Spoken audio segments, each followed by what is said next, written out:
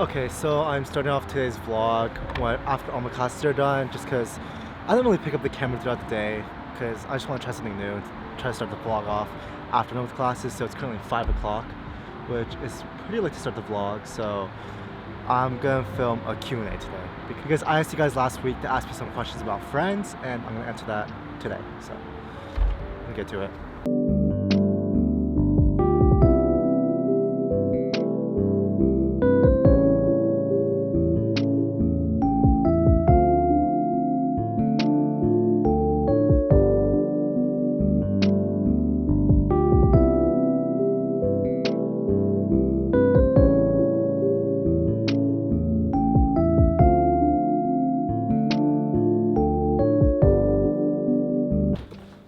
Okay, so I'm gonna start the Q&A now, but after the Q&A I have to go to the gym, and then I can't vlog too much today because I'm actually going to a party later with my girlfriend, so gotta do everything I need to do before that party, which is at 10, so I have plenty of time. It's just there's a couple things I need to wrap up. Also, how would you guys feel about like me having other creators talk about different topics? Like, you know, I do pillow talks, but instead I'm gonna have like other creators hop in and give their viewpoint on, you know, a topic that I'm talking about. So comment down below how you feel about that, because I can get working on that. Because I think I should start collaborating with other creators, you know, a lot more. But for now, just let me know what you think. Okay, so the first question comes from Pineapple in Chen's Burger, and they said, I'm in a trio and I'm always being left out.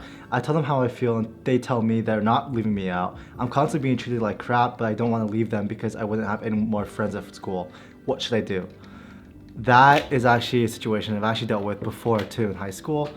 Those situations are always really tough because when you have no one else to go to and you just have this one friend group, you feel really limited and you feel like you're stuck because you feel like you're forced to be in this shitty situation, but you're not. You can always leave. In this situation, you have to remember to put yourself first, because if you're the one that's feeling hurt and just like you never really felt like you had a place in this group, then why even be in the first place? It's better to be alone than be hurt constantly every single day and always feel left out.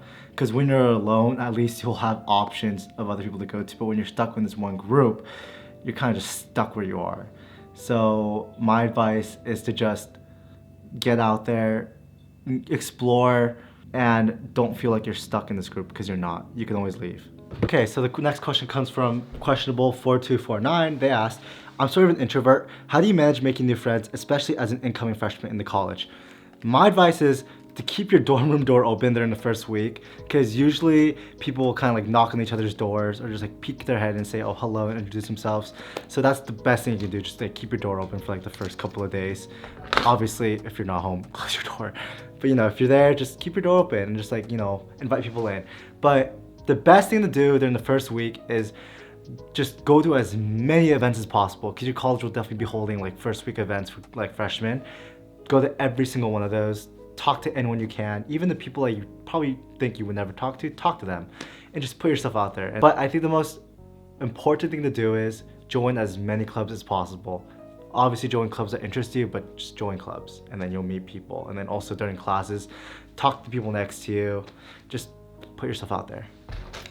The next question comes from iHeartIna, and they asked, I feel like for me, it's hard to make friends because I don't really put myself out as much. Like when you're small, you don't worry too much about it because you find people who talk to you and wants to hang out with you during the weekends. But growing up, it's hard. When you're like someone who's really shy and worries a lot, if the person you're friends with is a good person to be friends with.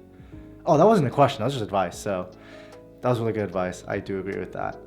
And just add on to that, definitely surround yourself with good people, and you won't really find out if they're good people until, you know, probably 2 to 3 months into the friendship, because people don't really take their masks off or show their true colors until a few months after, or even like years like after a friendship is like solidified. So really get to know a person. You shouldn't feel stuck in a friendship either, and you shouldn't feel like this friendship is forced. It should feel natural and organic. And the moment you feel like you're forcing a friendship is when you're not really supposed to be friends with that person, because it just wasn't meant to be. It's kind of like a relationship. You're just not meant to be. If you're forcing it, it's not natural. Friendships should be natural. Okay, so the final question comes from Layla Sta. They asked, how do you get closer with friends out of school, etc.? Because my best friend doesn't go to the same school as me and it's just boring without her. I don't think I have that many friends outside of school besides like my online friends that I made, but if I were to make friends outside school, it'd probably be like at the gym when I'm back at home, because for me, it's easy to talk to people at the gym when I'm, back at home, just because I share something in common with them. It's like working out, and I don't really have any trouble talking to new people. It's not that hard for me because I'm pretty extroverted myself. But I think another way to do that is, if you're not into working out, maybe online. We have the best resource at our like hands right now. That's like Instagram, Snapchat, or like Twitter, stuff like that. And that's probably like the best way to meet people. It may not be the safest. Let me like reiterate this. When you want to meet people online, be careful. Take the precautions that you're supposed to be taking. Make sure they're actually a real person, not some like 60-year-old dude. Just be careful when you're meeting people online. But I think we're all smart enough to know when we're getting catfished and when we're not. But yeah, meet people online. We're so lucky to live in this day and age right now where we can super easily just meet people and talk to people that are like who live around us or who live like all the way across the world. So yeah, use your resources that you have. Okay, now that's done, I'm gonna go head to the gym because I want to get a workout in before I go to this party. That is at 10 o'clock and it's 5 o'clock right now, so I can work out for like an hour or two. Oh yeah, I gotta find something to eat too because I gotta eat dinner before this too. So there's a lot of things I need to do. Also, homework is not one of my problems right now. For some reason, homework has been super light and it's kind of worrying me because I feel like it's gonna just come out of nowhere like really soon. But for now, I'm gonna just enjoy it and not have anxiety. But anyways, okay, I will go to the gym now.